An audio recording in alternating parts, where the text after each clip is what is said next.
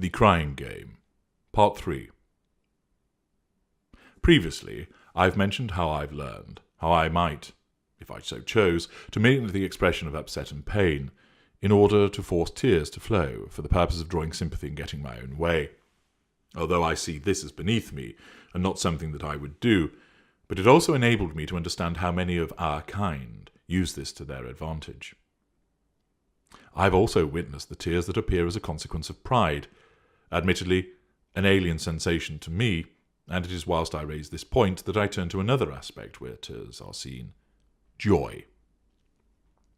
The earliest time that I remember seeing tears of joy was when I was at university. One of my girlfriends at that time was a young lady called Patricia, or Trish as I called her. It was during the early stage of my seduction of Trish that her birthday arrived. If I remember correctly, we'd been seeing one another for a couple of months, and along came her birthday. I was keen to impress and ensure that the delightful and vivacious Trish remained bonded to me, under my control. Back then, I didn't know that she gave me fuel. I only knew that she was kind and attentive, and that I relished being with her, because she looked at me with her round blue eyes, as if nobody else in the world mattered to her. That made me feel powerful. I purchased a beautiful silver necklace set with a delicate arrangement of small diamonds around a larger sapphire, which reminded her of her eyes from Tiffany & Co. I knew this would impress her. Elegant, expensive, and scintillating. She could not fail to be delighted with this gift. On the evening of her birthday, I took her to dinner in one of the university city restaurants. Just her and me. I wanted her undivided attention on this special day. Since what I came to know as the golden period remained intact, there was no need to upstage her on her birthday, or cause her to be upset by forgetting about it as I have done with so many others since. I can still picture her, sat across the table from me, by the window, her sky-blue dress and her slender shoulders on display.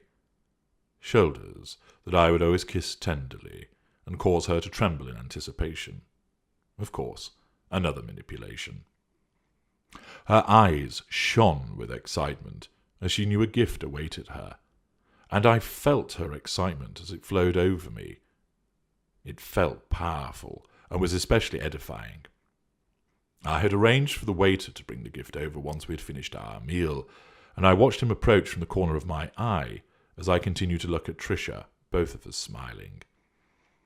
The waiter placed the green-blue box with the white ribbon in front of Trish, and she pulled at the ribbon, letting it fall, as she lifted the lid on the box, and then looked at the contents with her mouth falling open.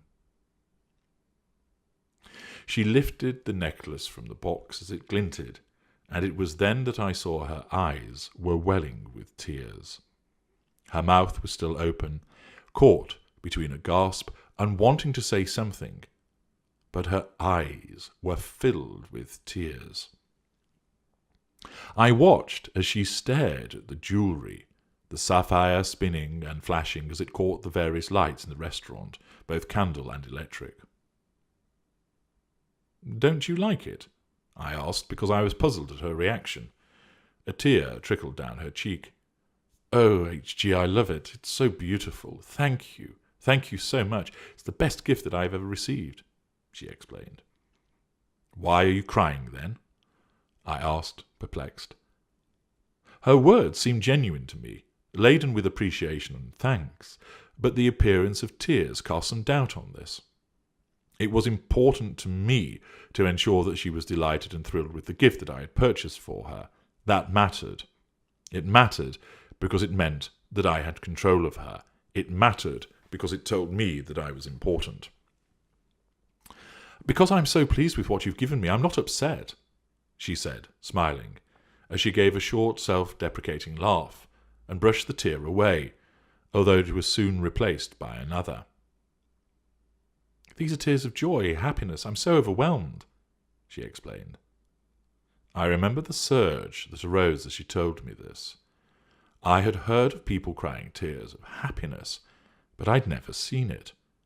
I was naturally pleased that she was so delighted with my gift, but what I remember most about that evening was the effect upon me. Once it was confirmed that these were indeed tears of joy, the sensation that shot through me was immense. I had made someone cry because they were so happy, so joyous and so delighted. I had only ever previously seen the tears that came from pain, misery, upset and chastisement, and this was something new. "You like it, then?" I asked. "I love it. Oh, I love it so much. You're a wonderful boyfriend. Thank you," she gushed, effusive in her delight. That moment, when I first witnessed tears of joy, has remained with me, not only because of how it made me feel, how powerful and invigorated I felt that I made someone cry in circumstances which I had never witnessed before. New ground was broken that evening. It also, however, stayed with me, because I have never shed tears of joy myself. Indeed, I often got Tricia to recount to me how she actually felt as she opened the box and looked on the gift. She articulated the sensations which washed over her, a sense of amazement, disbelief at first, and then a warmth which spread across her. I found it fascinating, drinking all of this detail in, storing it, logging it, utilizing it. "It was as if an angel had touched my heart," she explained, "and I just felt really happy, really delighted at how the person I loved the most had chosen something so special for me. It made me feel wanted, special, but above all, I felt elevated, as if I'd been lifted up." "Did you feel powerful?" I asked her. "No, not that, just excited, with a jittery sensation in my stomach, but not from nervousness, but from being so happy and pleased." Ever since then, when I achieved my superlative examination results, when I received various job offers, when I've been promoted, or have been the recipient of awards or accolades, I have never felt the joyous sensation that Trish spoke of. Indeed, I recall some time ago when a job offer arrived through the post, I read it, and I did not feel anything as I felt the words offering me the position, couched as they were, in a straightforward and businesslike manner, devoid of fuel. The only thing that I felt was a sense of anticipation at the reaction of my then-girlfriend when I telephoned her to tell her the good news. It was her response that I was looking forward to, which made me actually feel something, when she squealed down the phone and congratulated me. It was then that I felt the familiar power surge as my achievement was recognized. I was not able to feel that as I read the emotion-free letter on my own. I needed the interface with another. Thus, when I have stood on a stage and accepted an award after being voted number 1, and the generous applause is ringing in my ears, and I shake the hands of the representatives of the award sponsors and smile at their congratulations, well dones, and thoroughly deserved's, I have felt that familiar surge of power, but nothing akin to what Trish described for me. There is no joy. There are no tears of joy. When I have successfully achieved certain missions, when I have certain accomplishments that have been achieved that I know have resulted in a spectacular outcome, there is no joy. There is no tears. There are no tears of joy. I revel in bringing forth those tears of joy for other people during my seduction of them. Indeed, I must always try to achieve this, because it signals that they are coming under my control. Not only are they under control in that moment, but they're coming under my control in the sense of drawing them into my web, that I begin to own them. I must achieve this because of the power that arises from knowing that I have achieved this is considerable. To move someone to tears as a consequence of happiness is power indeed. It still fascinates me.